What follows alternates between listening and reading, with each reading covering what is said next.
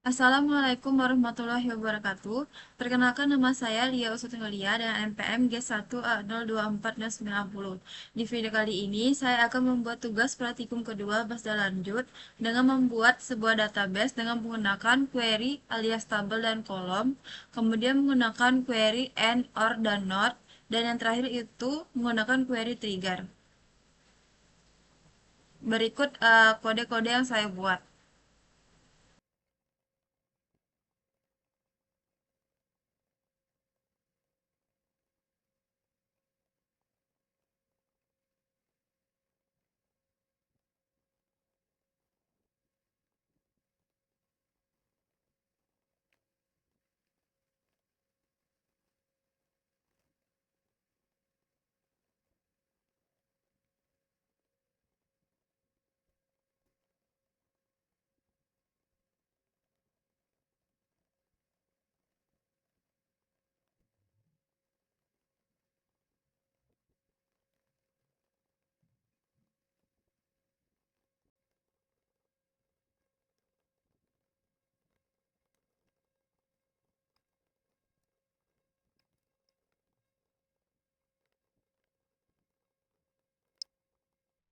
Baiklah, di sini saya akan menjelaskan kode yang sudah saya buat.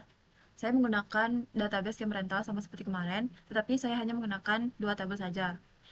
Yang pertama itu ada tabel alat. Di tabel alat ini ada ID menggunakan INT primary key auto increment, kemudian ada nama alat, itu varcharnya 50, kemudian kategori varcharnya 30, harga sewa per harinya itu menggunakan INT, kemudian stoknya juga menggunakan INT, dan yang terakhir itu status kondisi menggunakan varchar 20. Kemudian saya menambahkan datanya untuk di tabel alat. Saya menggunakan 5 data. Yang pertama itu tenda 4 orang, sleeping bag, comfortable, carrier bag, dan mattress camping. Di sini saya akan mencoba ngerannya dulu.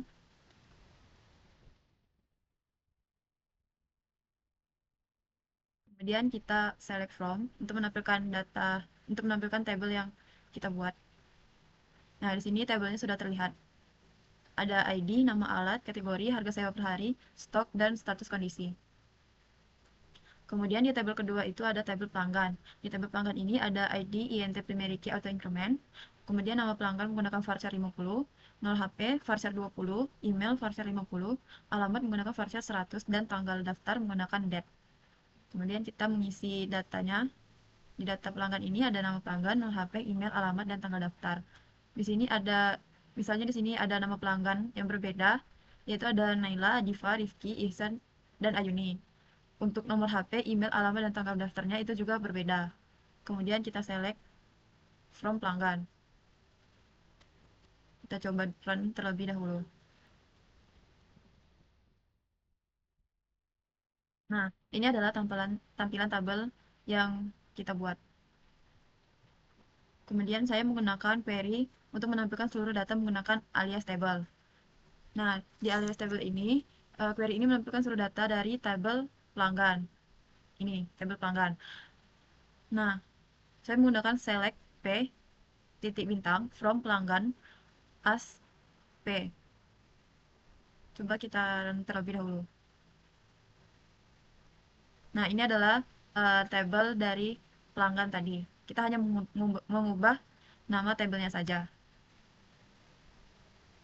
Kemudian untuk query yang kedua itu menampilkan minimal 3 kolom dan alias kolom. Di sini kita menggunakan select nama pelanggan as nama alias nama, kemudian no HP alias nomor no HP handphone, dan yang terakhir itu alamat alias alamat pelanggan from pelanggan. From ini kita mengambil dari tabel pelanggan. Kemudian kita run. Nah, untuk query selanjutnya itu saya menggunakan N. Di sini saya menggunakan tabel pelanggan lagi. Kita ketik select, kemudian from pelanggan, where alamat Kampung Bali, and nama pelanggan Ihsan. Nah, maksudnya ini query ini menampilkan data pelanggan yang alamatnya itu yang berada di Kampung Bali dan yang bernama Ihsan. Data hanya muncul jika kedua kondisi itu benar. Kemudian coba kita run. Nah, di Di sini tabelnya akan menampilkan yang alamatnya itu di Kampung Bali dan nama pelanggannya itu Ihsan. Kemudian menggunakan query OR. Nah, di query OR ini sama, kita ketik select from alat. Alat ini tabel yang kita gunakan dari tabel alat. Kemudian where status kondisi baik or stok kurang dari 10. Nah, query ini menampilkan data alat yang kondisinya itu baik atau stok yang kurang dari 10. Nah, kemudian data akan tampil jika salah satu kondisi terpenuhi. Kita coba run. Nah, di sini tabel akan muncul dengan status kondisi yang baik saja. Kemudian dengan stok yang kurang dari 10. Nah, di sini sebelumnya kan ada dua orang yang dengan status kondisinya tidak baik. Jadi, tabel tidak akan muncul. Kemudian note. Kemudian note. Nah, di query note ini sama menggunakan select, kemudian from pelanggan, where not alamat Kampung Bali. Maksudnya, query ini menampilkan semua pelanggan kecuali yang beralamat di Kampung Bali. Terus not digunakan untuk mengecualikan suatu kondisi.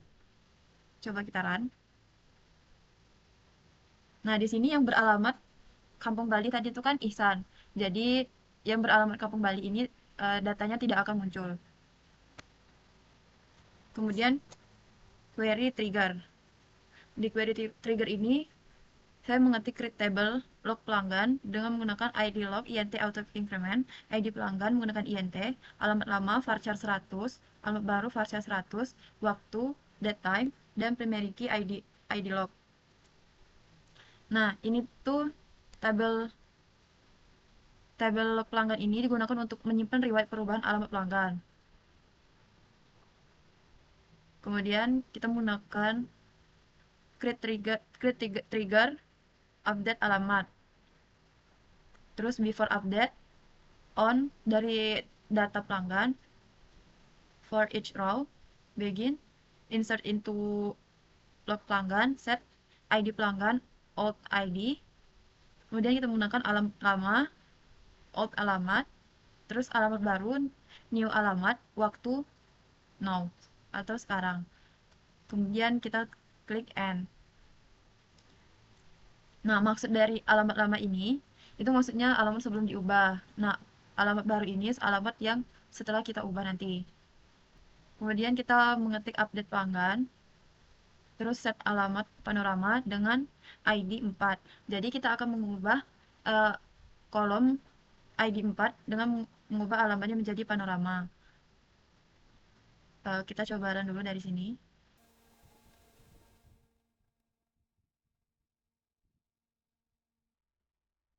Nah, di sini tabelnya muncul dengan ID log 1, ID log 1 dan ID pelanggan 4 dengan alamat lamanya itu Kampung Bali dan alamat barunya itu Panorama. Dengan waktu, nah di sini kan ID pelanggannya 4. Kita lihat siapa yang ID pelanggannya 4. Nah, ID pelanggan 4 itu ada Ihsan. Jadi, alamat lamanya itu kan Kampung Bali. Nah, karena sudah berubah, jadi alamatnya itu menjadi Panorama. Sekian, terima kasih video yang saya buat. Apabila ada salah kata, saya mohon ampun. Wassalamualaikum warahmatullahi wabarakatuh.